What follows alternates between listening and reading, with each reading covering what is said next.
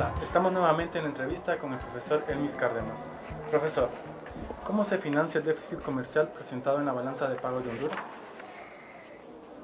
Se financia casi enteramente con transferencias, principalmente con remesas familiares.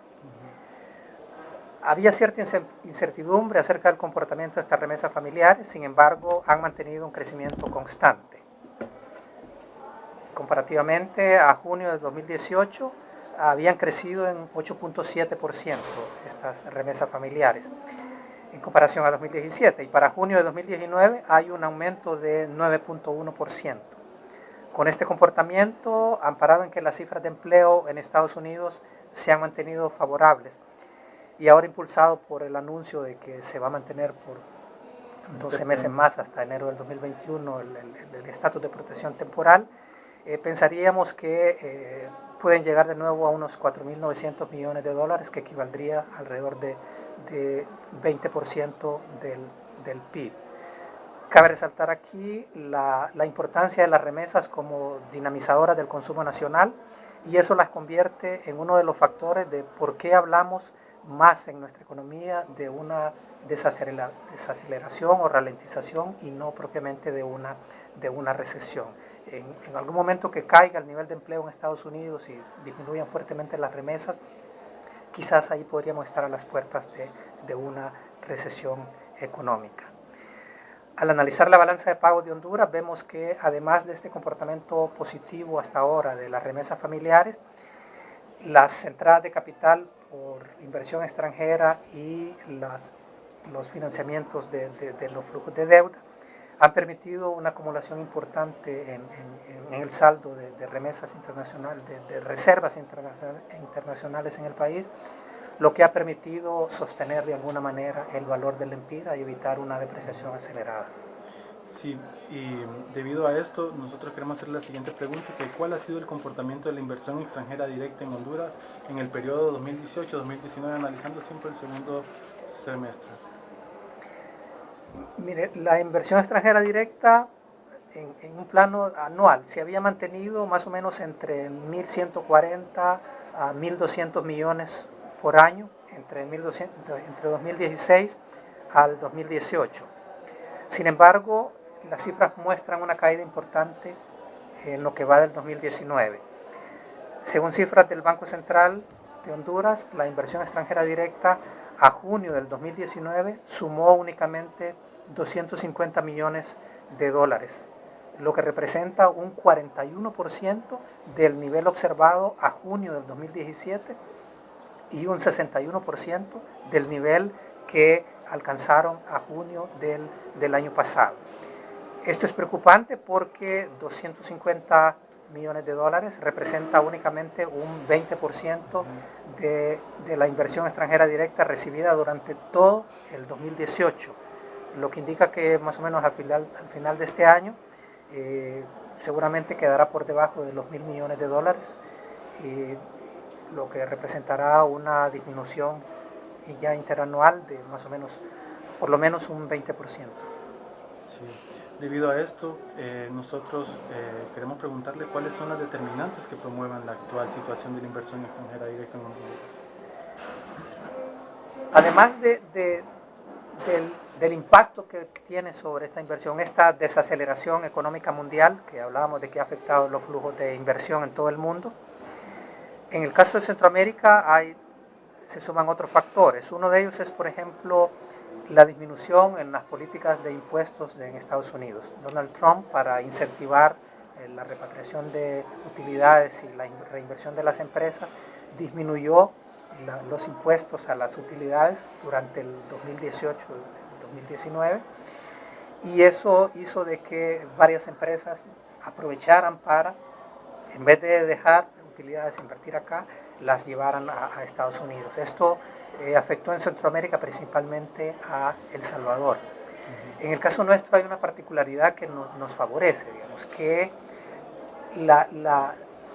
un fuerte componente de la inversión extranjera directa es por reinversión de utilidades, y reinversión de utilidades en sectores como la de servicios financieros, que son bancos en donde ha habido fuerte presencia de inversión de colombianos y guatemaltecos. En el sector de telecomunicaciones, en donde hay un fuerte componente de inversión mexicana, no voy a decir nombres, pero por ahí estamos. En el sector de energía también, en donde hay inversión guatemalteca, e incluso hay inversión de Panamá.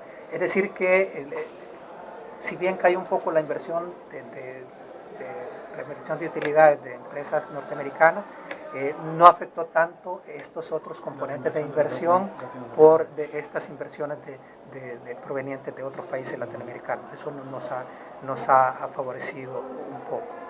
Otro factor que afecta la inversión extranjera directa es el tema de las crisis, la incertidumbre y las crisis políticas. Esto ha afectado en Centroamérica, por ejemplo, a Nicaragua, digamos, por el caso de lo que ha durado en Nicaragua la crisis, aunado a que ellos tenían una fuerte asociación con la economía venezolana para impulsar sus inversiones, y ahora está caída, y entonces eso les ha afectado. Entonces, aquí también es importante resaltar que estos factores, si bien afectan a la inversión extranjera, también afectan a la inversión nacional. Esto significa que si hay menor inversión, tanto pública como privada, hondureña, por supuesto, entonces eso también disminuye los niveles de empleo y a su vez también afecta los niveles de consumo y impacta entonces negativamente la economía. Sí. Con base a las cifras macroeconómicas disponibles de la economía hondureña, ¿considera que Honduras está entrando o está por entrar a un periodo de recesión económica? Por ahora yo diría que nos mantenemos dentro de este esquema de una desaceleración económica, digamos, en comparación a la economía mundial. Incide en esto, por un lado, las perspectivas de la economía mundial que, si bien son de bajo crecimiento, en el mediano plazo se esperaría que para 2022, 2024, más o menos se vaya recuperando nuevamente la economía.